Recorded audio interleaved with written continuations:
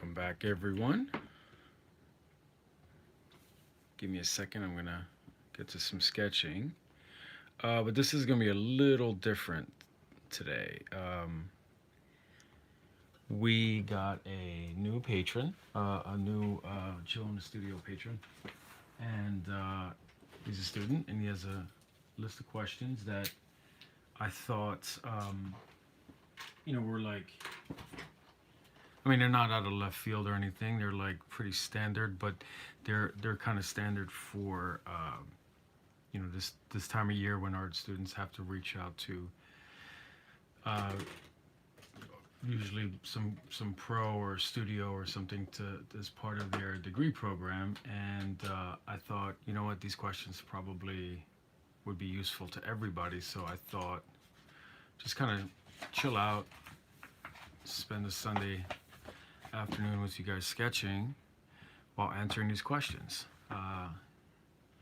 as part of the monthly live stream. So relax, chill, and hopefully I can draw and answer questions at the same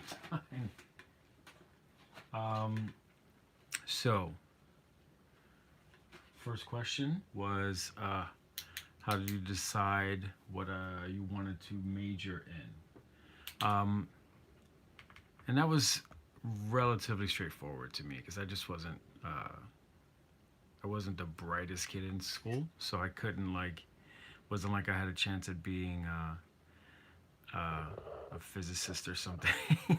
So art school was kind of a no-brainer. Once I didn't know much about college when I was a kid, sort of growing up, kind of dumb and poor. I didn't know much about the world of illustration or education, so I just sort of jumped in with both feet once I found out there even was such a thing as art school. So that was a given, and I ended up majoring in painting. Just cause I mean, I didn't go to I sort of chose a school that was pretty close to home, and relatively close to Philly. So I went with a school there called Tyler School of Art, and they're mostly known for painting. So I went with that just because it seemed to make sense. There wasn't really much of an illustration program, um, and I thought, well, figure drawing, painting, all that stuff would like serve me well in kind of a general sense uh, as an illustrator and a comic artist. So I'm sure if they had a more dedicated illustration program, I probably would have went with that too. Um, they did have some animation classes that I took basically all of those and became a TA for the guy that ran that. It wasn't really much of a department there, but we had all the like old school animation stuff. You could make a film and screw around and have fun. So I did a lot of that. So yeah. All right, let's look at the next question here. How did school prepare you? Oh man, I sort of just hinted at some of that, right? So there was a big emphasis on painting. Now, when I was in school, there was quite a bit of a push for like abstract type of work. So, um, you sort of had to seek out professors that taught more traditional painting if that's what you wanted to do. And I think it gave me a really good foundation for like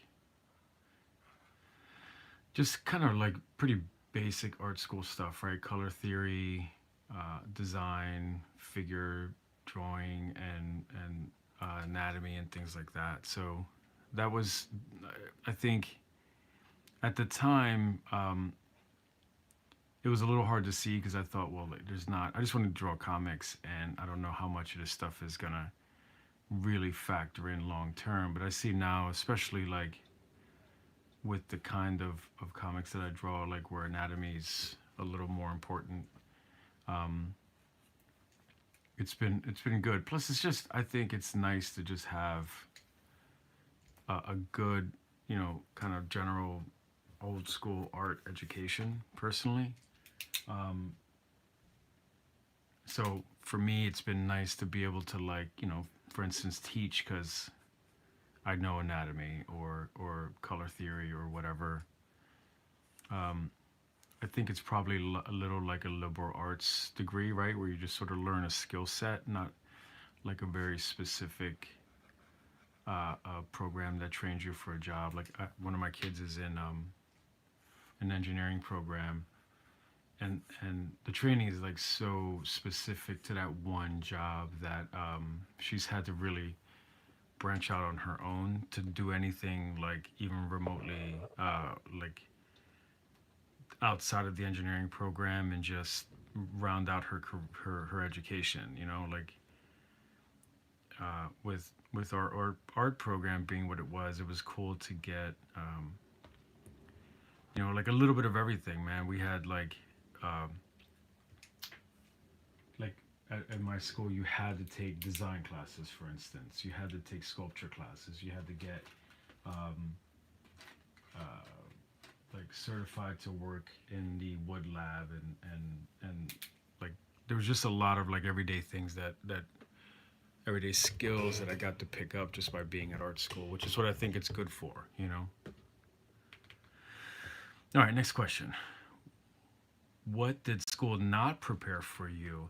I think that like the easiest one is just sort of like, although we did have a class called Art Career Workshop that was really useful in terms of thinking about the sort of nuts and bolts of a business in the arts. And I hate to use that word with the work I do, but unfortunately that's the missing piece. That was the missing piece for me, was like just how much it takes to like manage a career in the arts. Like it's not a unless you work for a studio. Sorry for all the sirens.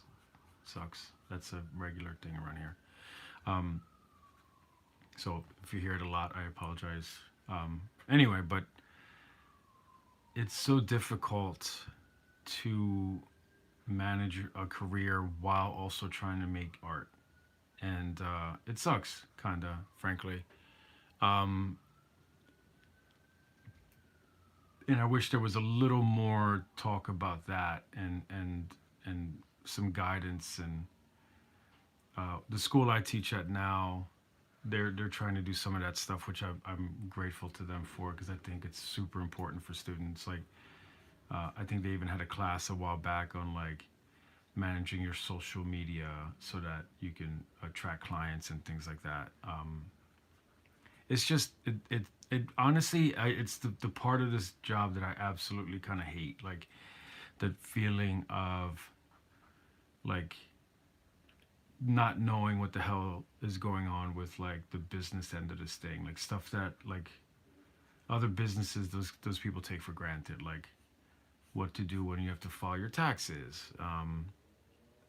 You don't know, nobody tells you at first that, hey, you got to save receipts to claim things, and you sort of learn it along the way. I wish there was more of that covered at my school.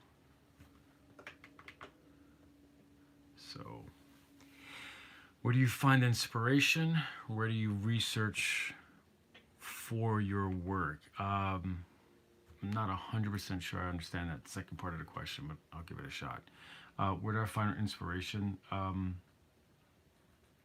I think it's kind of a no-brainer, right? Like other artists, art in general, the stuff in the world that either moves you to want to make something in response to it, or to sort of add to it. Um, you know, Often other arts sort of inspire you to want to do something cool, right? Like, I will often get an idea for something just by like listening to some song, or um, something that I've read somewhere. And if you've seen these kind of sketch for like the warm ups, you'll see there's often something jotted down in the book, like some line from a song or something. And those are not planned. that's literally just a thing that while I was listening to it popped out to me, so I jotted it down, and sometimes an image will feel like it goes with it. I do think that, like, as an artist, you're sort of like dumping out a lot of the stuff in your head, and you have to sometimes stop to fill that back up. And I don't do enough of that, I don't think. Like, I kind of hate it. It's kind of a cliche saying that, like, you can't fill, what is it? You can't fill you can't fill someone else from an empty cup or an empty pitcher. And there's a little bit of that with art. Like, I will get so wrapped up with the everyday, like, stress, and I gotta manage this, or I gotta live stream, or I gotta do that, or whatever, that you sort of realize, like, you're kind of running on empty. Um, and often I can't do much about it, right? Because I'm just kind of insane busy. But it would be nice, like, usually, just getting to a museum, or just, like, not drawing for a day, which you'd be surprised how difficult that actually is for me. Like, there's rarely a day where I don't draw something in some capacity. But on the days when I don't draw, like, if I just sort of feel burnt out and I haven't drawn anything, um, I'm always surprised at how much, by the end of the day, I'm feeling like, man, I can't wait to draw something again. So sometimes you can get inspiration from, like, just giving your brain a break, and just thinking about what cool thing you might want to draw again. Let's see. Next question. How do you promote yourself? So this is one of those things that, like I mentioned earlier, I kind of struggle with, like, which is maybe not obvious outwardly because I post so much to social media and everything, but um,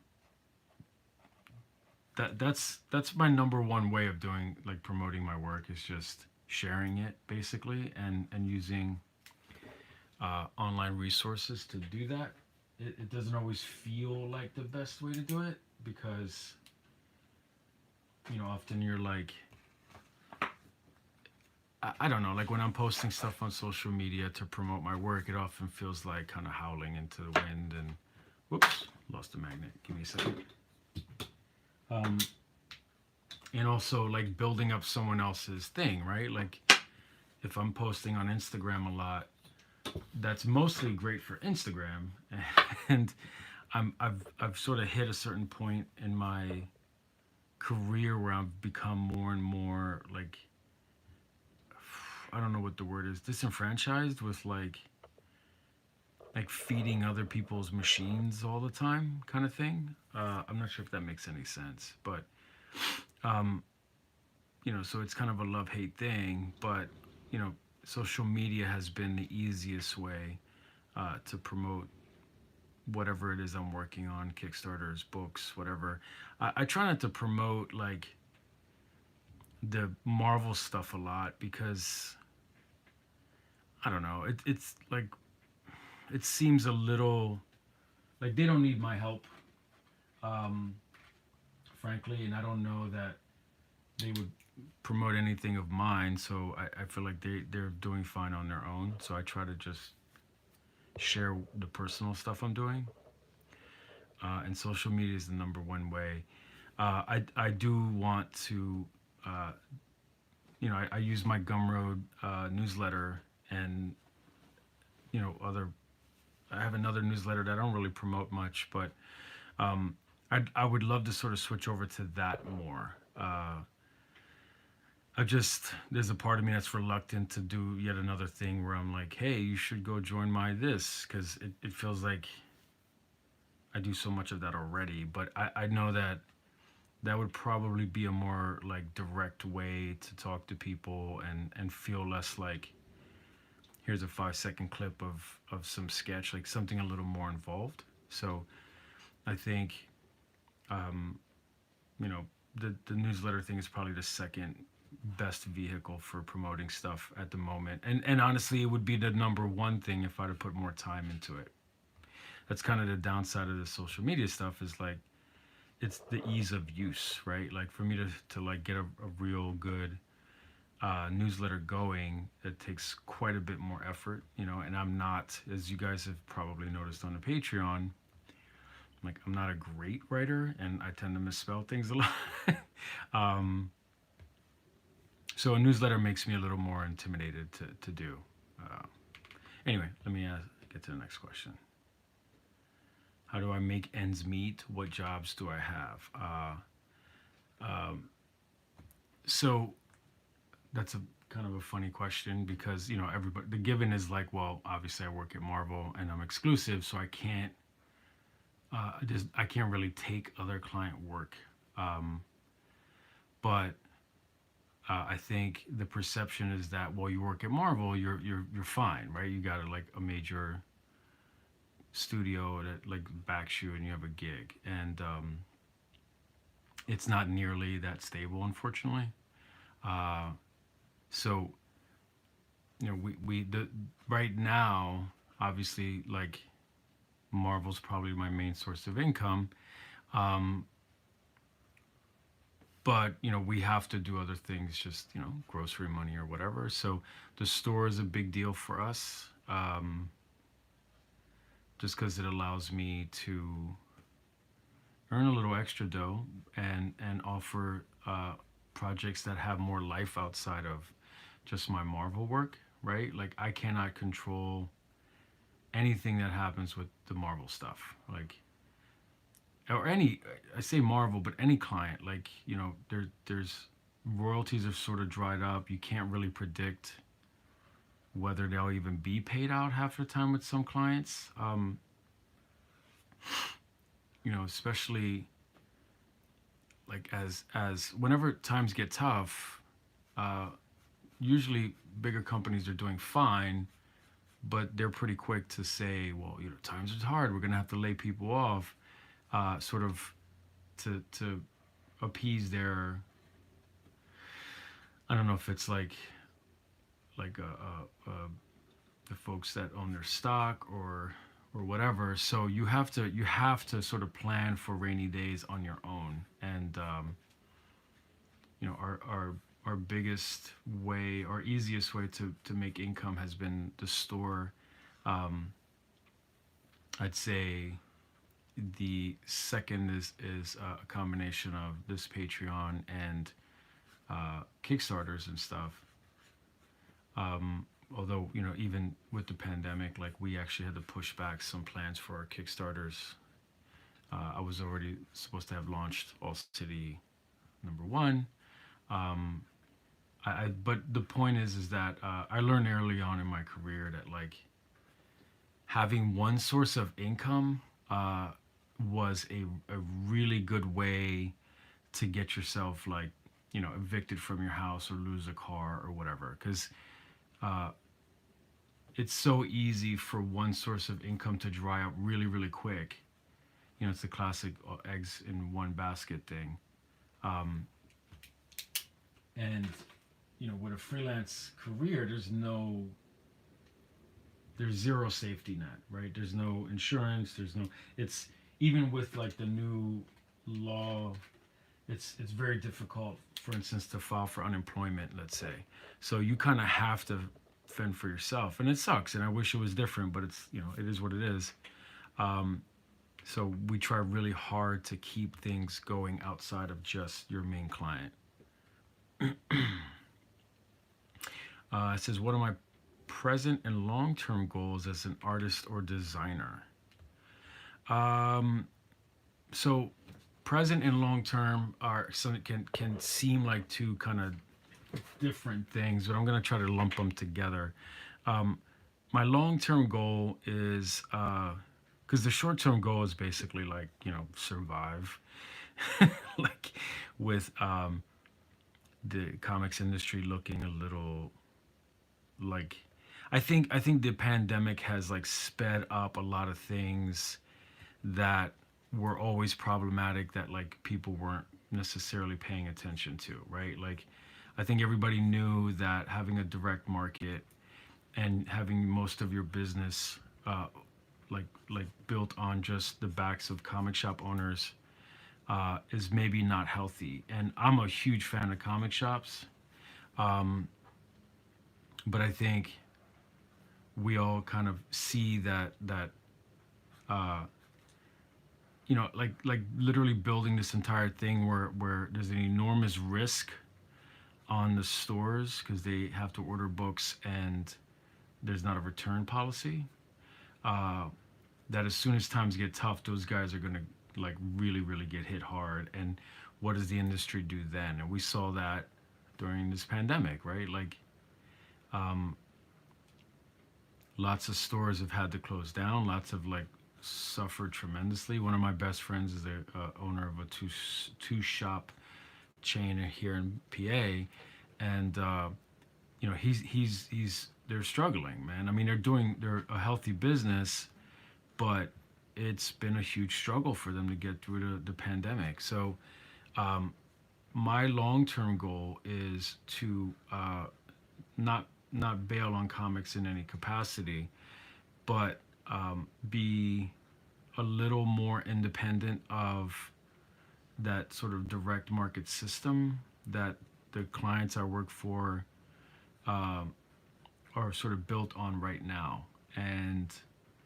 I don't want to like that doesn't I hope nobody's hearing that I want to like get out of the system or that I don't think it should exist because that's not what I'm saying. But what I'd like is to have a broader, it's like sort of what I do, what I just talked about with the store, um, and having multiple sources of revenue. I'd like to just build on that and have it, incorporate comic shops, but also direct orders and Kickstarters and all that stuff. So basically, like just greater independence, um, just for some semblance of stability, man. Because like, there's no backup plan, and things are always like one bad move away from really being bad. Um, to get more granular, though, I'd like to continue with like basically what I'm doing now, where uh, I have some independent projects that are not built with a like a writer, co-creator, or whatever attached. I think warm-ups is a good example where um, it's a way of having a bi-monthly series that's independent of another like person. I can just do it on my own and not have to worry about, is the script coming in, is this person on time, whatever, I'd also like to continue to do more art books, like uh, All City. Basically, I would have liked to have already had that one in the works. I like the idea of a perhaps monthly, I'm sorry, yearly, forgive me, um, series of art books, where like whatever's going on with clients, this is sort of outside of that and not dependent on anybody but like the folks that support me. And and then I'd like to get back to creating my own IP, like just my own comics again. I had a good discussion with my old friend Jamal, who's also a fellow patron on here. Um, you should be checking out his work. He's super dope. He's got a series of prints that I'm a big fan of. But he sort of talked me into something that honestly, like other people have already told me I should be doing. He just sort of presented it in a way where like, hey, how do you not see this? But he talked me into maybe doing an omnibus of Hysteria, which I was already talking to him about basically doing a new Hysteria series or like any creator-owned series, frankly. So in a perfect world, the short and long-term goals is to have a long, like yearly project, like the art book, monthly projects here on the Patreon, and a bi-monthly thing with warm-ups. That's for people who, I'd honestly, I'd rather it be like all Patreon all the time, but not everybody wants to commit to that. So have a bi-monthly project outside of the Patreon with warm-ups, um, and then a yearly project, like I said, with the art books, um, and then like comics that are coming out throughout the year, just either straight to print or web then print kind of thing. I haven't quite decided on the pipeline. That's the one issue I'm having, is that there's sort of like there's so many options now that like it's hard to really nail down what the best outcome or out sorry the best pipeline is, to get like sort of maximum exposure for a new thing. But in a nutshell, the main goal is just more independence. How has your work changed because of COVID? Um, in some ways, it was like COVID's been a proof of concept for me. Like, I've always been very uncomfortable with a sort of traditional illustrator career. Like the idea of just, um, yeah, you just draw a book for someone and you hope that someday you're a huge deal and you wake up and you're the next Jim Lee or whatever. That always made me uncomfortable because it is always contingent on a company being attached to your success.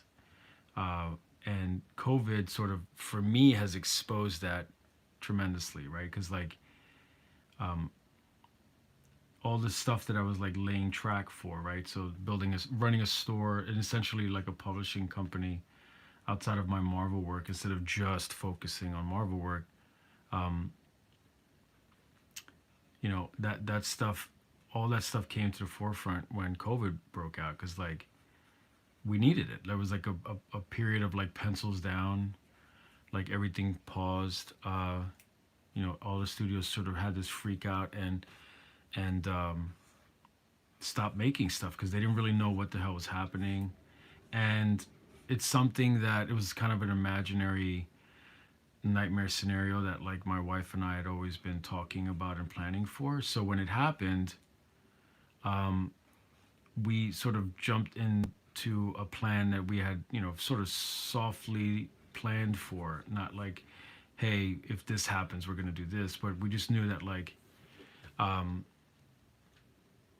we were gonna have to always be flexible if things got really, really crazy. So when things got really, really crazy, we just started doing those things. So we, launched a couple Kickstarters at the beginning of pandemic, doubled down on the store, uh, you know, launched the Patreon, which, I was always like, I had a Patreon account for years and years, but I was always leery of starting it because I felt like, how does that look with, would people conceive it as like, why is this Marvel guy doing a Patreon? But when things got crazy, it was like, okay, well, enough of that kind of talk. We need to just be doing this stuff. I had been doing things like live streams and stuff, um, so that picked up even more. Like my flexibility allowed me to do a lot of different kind of gigs, like the live drawing lessons for Nat Geo and Marvel. Um, Teaching. I had been running. I've been teaching live during the pandemic, and part of what made that possible was like us sort of planning for what might happen if things got ugly, and sort of this generic sense. And one of the things we talked about was like, I could always do online classes, if like say everything shut down and we needed to support the family. So you sort of have these like vague plans, like if this happens then that happens kind of thing.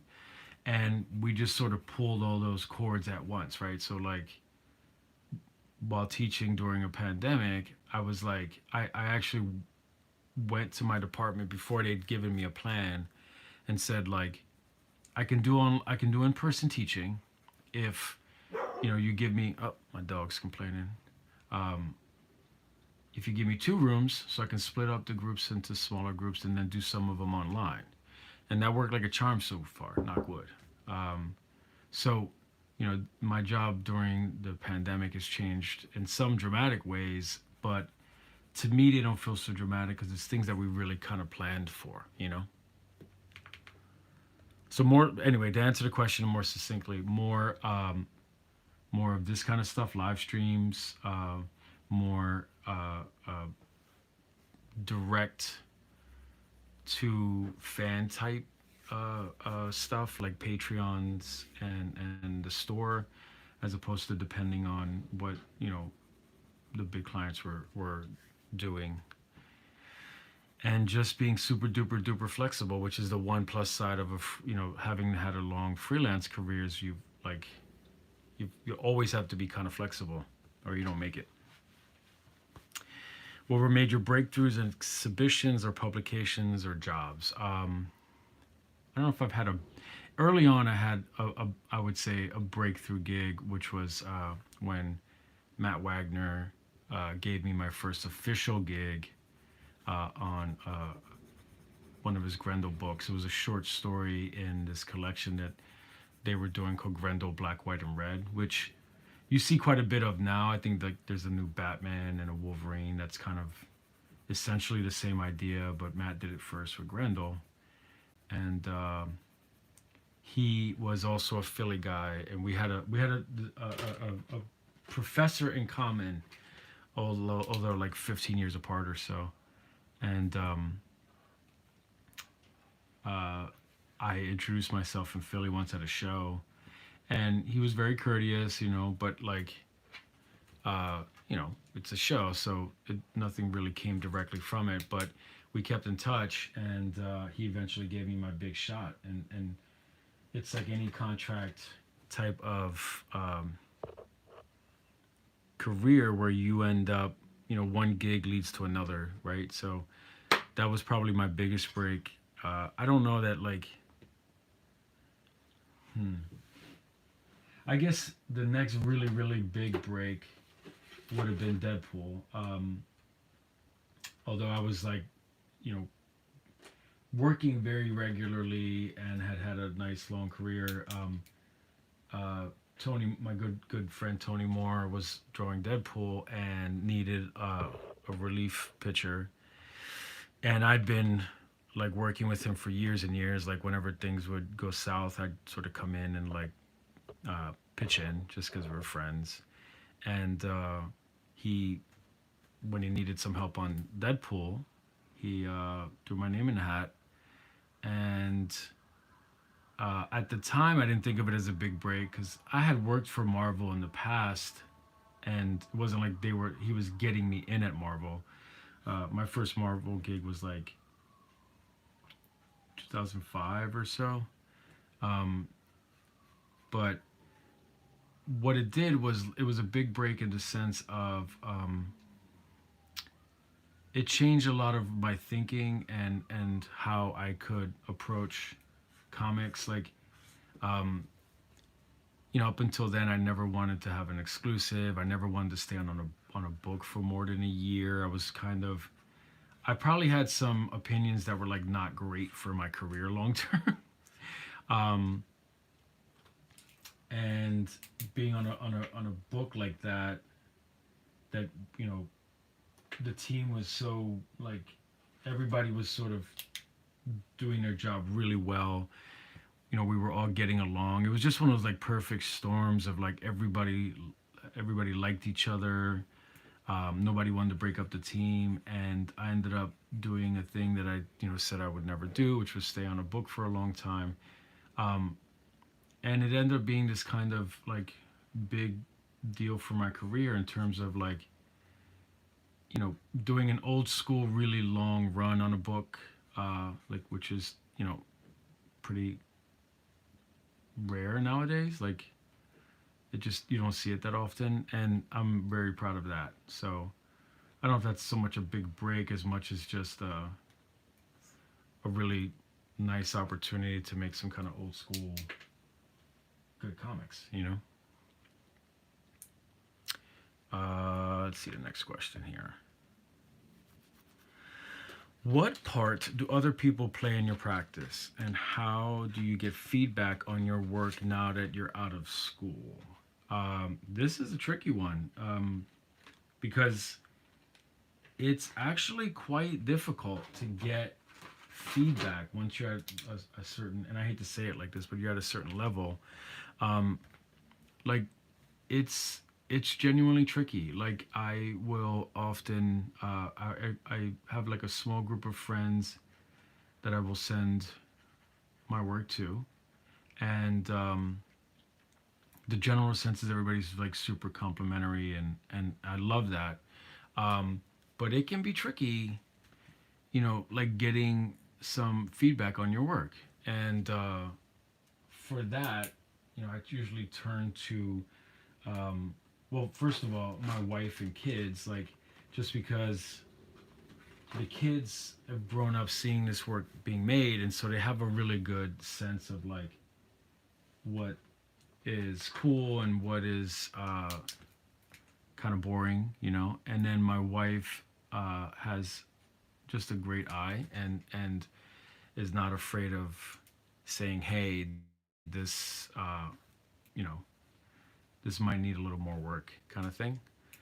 Um, but I think for the most part, you sort of hit a point where like you have to really get kind of, I don't know, I don't want to say mean, but you're gonna have to be kind of cutthroat with yourself in terms of being able to assess where you're at. Like I will pretty regularly, um, look at my work and go like, okay, what is it that's like been hard for me to draw lately, and for what reason, and um, do I need practice at something? And that's a big deal for me because I do a lot of that. I do a lot of, um, like, obviously you guys know I practice a lot, so I will, you know you kind of know. You don't need someone to tell you. You kind of know when you're struggling with drawing a certain kind of thing, right? You might get to a thing and go like, man, I've been drawing the same, I don't know, car or ear or whatever for a really long time. Like, clearly I'm struggling with this thing. And um, I will just take that information and just practice, right? Like, I'll just um, put together kind of a sketching plan, or like get a sketchbook that's just devoted to that task, right? Like, this warm-ups project kind of grew out of that. Like, I was starting to feel like my work was getting really stiff, right? There was tons of structure, there was tons of like, um, you know perspective grids, and like uh, getting everything just right, and checking the anatomy over and over and over, and uh, it was sort of deadening the work a little bit for me, and I love cartoonists that um, can draw well but also can like just let it rip, like, obviously, like, people know I'm a big fan of Will Eisner. um, that kind of expressive brushwork is just not something you see from my work anymore lately. um, you guys obviously know my friendship with Jamar. Like, I'm a big fan of his work, and he has this kind of like loose mix of like, I don't know, Eisner and Kirby kind of vibe to his work that I love. And I was like seeing myself getting like farther and farther removed from that, and I knew like I needed to address it. So I'm like, well, there's no better way to loosen up than just to warm up every morning and not worry about breaking out a pencil, just kind of just sketching, right? Like, just not sweating it too much. So you have to be able, like, find a small circle of people that you trust that won't just say things that hurt your feelings, but will genuinely like want you to succeed, and then trust their opinion. Like, don't ask people for crits and then just argue with them about why they're wrong. Um, but you got to be really good at self-assessment too. That's important. Let's see. Next question. What is, oh, this is the last question. What is the etiquette of approaching someone you don't know, like a gallery or employer? This is a tricky one because I think, like every world, right? So I'm gonna just use the word world loosely for like different groups of people you might approach. And every one of these worlds seems like they have a different set of rules, right? Like approaching a gallery about representing you is an entirely different kind of thing than, say, um, approaching a publisher to like pitch a book. The one thing I think that they all have in common is that, like, unless you are already like a huge established money making name, you got to be cool, right? It's. I think there's this kind of, at least when I was in art school, there's this kind of mythologizing of like, you know, you got to be this like weird, super, like ultra confident, like go getter kind of thing. There was this mythologizing of artists like Basquiat, and like especially after the movie came out, you know, that whole thing of like walking up to Andy Warhol and just selling him cards on the spot. Like that sounds dope, um, but you can see how like in the wrong situation that might turn someone off.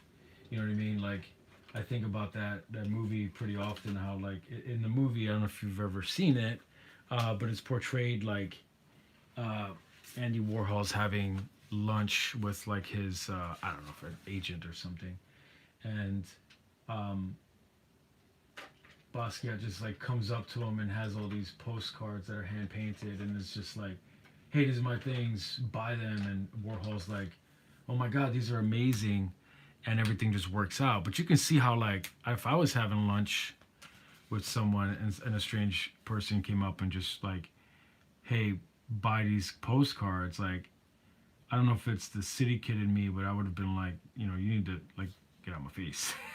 um, so you know, I think just being cool, just like being personable, like doing your homework so that you know what a particular group wants, right? Like, for instance, you know, say you want to pitch a book, most clients have a set of ground rules, right? Like this is how we want you to show us the book. And it might be kind of closed off, right? It might be like, we're not accepting pitches right now. And that sucks, but you have to sort of work your way around that. But you don't ever want to just like assume and just bust in, because I did some of that early on in my career where I was just like, well, I'm gonna bypass the submission process and just email individual editors, and I'm so good everybody will just be fine with that. And it never worked out. I never got a gig. Um, you know, whereas like the submissions editor or the like kind of Marvel A&R guy at the moment has always been like a huge advocate for my work. You know, for just sort of sticking within how they do things at Marvel. So you just you got to get way more specific. Like whatever answer I'm going to give you now is probably not helpful. You have to get very specific to who you want to approach and do the homework and find out how do they want you to approach them. Um, there are some sort of general rules about pitching or going to a gallery, um, but I think a better thing to do is just get online and research it, because whatever answer you get from me is going to be essentially made up. But the one thing I will say is like just be cool. Like um, don't be pushy. Uh, make them feel good about wanting to work with you.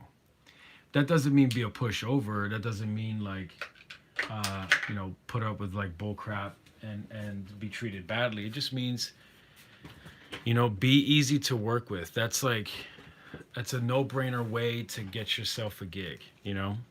And that's it.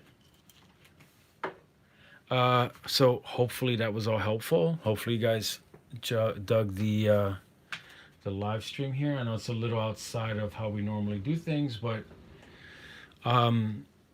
you know, I want to help our new patron out and make sure he got all the answers he needed. And I didn't want to, like, you know, when we do this stuff on the podcast, it tends to get bogged down.